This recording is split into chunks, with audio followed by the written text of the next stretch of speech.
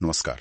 आज हम south and airport पर हुए एक बहुत ही दुखद विमान हादसे पर बात करेंगे।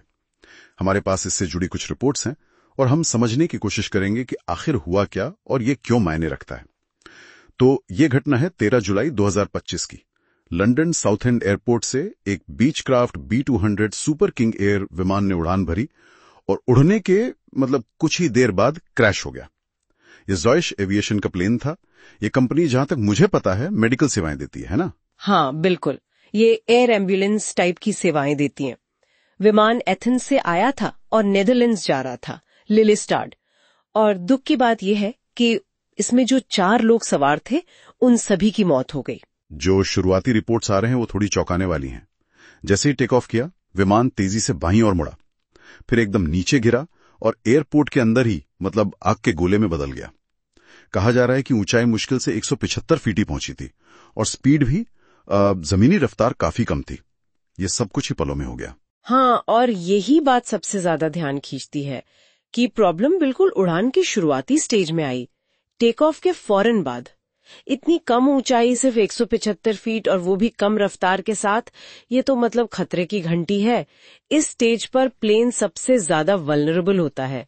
स्पीड और हाइट ना हो तो पायलट के पास संभालने का वक्त ही नहीं बचता। स्टॉल का खतरा बढ़ जाता है। और ये जो बाईं ओर तेजी से मुड़ने की बात है, क्या ये किसी खास तरह की गड़बड़ी का संकेत हो सकता है? जैसे शायद कोई इंजन फेलियर? हाँ, बिल्कुल हो सकता है। देखिए, ये सुपर किंग एयर जैसे ट्विन इंजन वाले विमानों में अगर टेक ऑफ के दौरान एक इंजन बंद हो जाए तो विमान एक तरफ खिंचता है। उसे एसिमेट्रिक थ्रस्ट कहते हैं। अगर पायलट उसे तुरंत कंट्रोल ना करे, खासकर इतनी कम स्पीड और हाइट पर, तो कंट्रोल खोना बहुत आसान है। अच्छा। हाँ, लेकिन ये सिर्फ एक संभावना है। ये भी हो सकता है कि कंट्रोल सिस्टम में कोई खराबी आई हो या कोई और ऑपरेशनल चूक हुई हो। असल वजह तो खैर जांच के बाद ही पता चलेगी। और इस हादसे का मानवीय पहलू भी बहुत दुखद है। विमान में 2 डच पायलट थे, एक यूरोपियन मेडिकल प्रोफेशनल थे और एक नर्स थी, Maria Fernanda Rojas Ortiz, German Chilean. Reports में है कि उनका इस ड्यूटी पर पहला दिन था।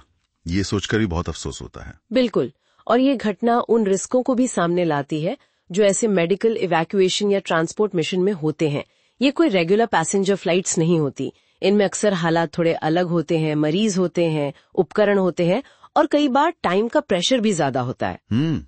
तो अब इसकी जांच कौन कर रहा है और कैसे आगे बढ़ रही है सब? देखिए, यूके की एयर एक्सीडेंट्स इन्वेस्टिगेशन ब्रांच यानी AAIB वो मुख्य एजेंसी है जो इसे इन्वेस्टिगेट कर रही है। उनके साथ एसेक्स पुलिस और रॉयल एयरफोर्स भी मदद कर रही है। वो हर चीज देख रहे हैं, फ्लाइट रिकॉर्डर्स ब्लैक बॉक्स, विमान का मेंटेनेंस रिकॉर्ड, मौसम कैसा था, चश्मदीदों के बयान, कोई वीडियो फुटेज अगर मिला है तो वो भी। मकसद साफ है, हादसे की जड़ तक पहुंचना। के लिए बंद कर दिया गया है। सारी फ्लाइट्स को दूसरे एयरपोर्ट्स पर डाइवर्ट करना पड़ा। आसपास के कुछ इलाकों को भी एहतियात के तौर पर खाली कराया गया था। शुक्र है कि जमीन पर किसी को चोट नहीं आई, लेकिन हाँ, वहां जो लोग थे, स्टाफ था, स्थानीय लोग थे, उन पर मानसिक असर तो पड़ा ही होगा। ये एक बड़ा झटका है उनके लिए। हाँ, ये तो है। और इस पर प्रतिक्रियाएं भी आई होंगी कंपनी की तरफ से या सरकार की तरफ से? बिल्कुल। ज़ॉयश एविएशन ने तो गहरा दुख जताया है और कहा है कि वो जांच में पूरा सहयोग करेंगे और पीड़ितों के परिवारों की पूरी मदद करेंगे।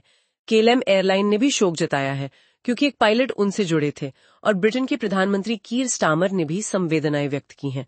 तो हाँ, प्रतिक्रियाएं आई हैं। तो अगर हम इसे समेटें तो एक मेडिकल ट्रांसपोर्ट फ्लाइट थी, टेक ऑफ के तुरंत बाद क्रैश हुई, 4 लोगों की जान गई, और अब एक बड़ी इन्वेस्टिगेशन चल रही है ये पता लगाने के लिए कि आखिर ऐसा हुआ क्यों। एविएशन वैसे तो बहुत सुरक्षित मानी जाती है, पर ऐसी घटनाएं याद दिलाती हैं कि जोखिम तो रहता ही है। हाँ, बिल्कुल सही कहा।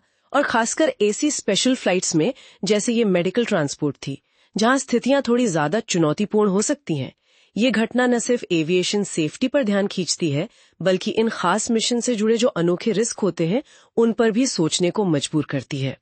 अब जो भी जांच के नतीजे आएंगे, उनसे उम्मीद है कि न सिर्फ इस हादसे का कारण पता चलेगा, बल्कि भविष्य में ऐसी घटनाओं को रोकने के लिए भी कुछ अहम सबक मिलेंगे। सोचने के लिए अंतिम विचार, ये सोचते हुए कि ये एक मेडिकल उड़ान थी जिसकी अपनी जरूरतें और जाने पहचाने जोखिम होते हैं, क्या जांचकर्ताओं को सिर्फ सामान्य कमर्शियल हादसों वाले एंगल से हटकर कुछ और खास दबावों या फैक्टर्स पर भी गौर करना चाहिए जो शायद ऐसी उड़ानों के साथ जुड़े होते हैं?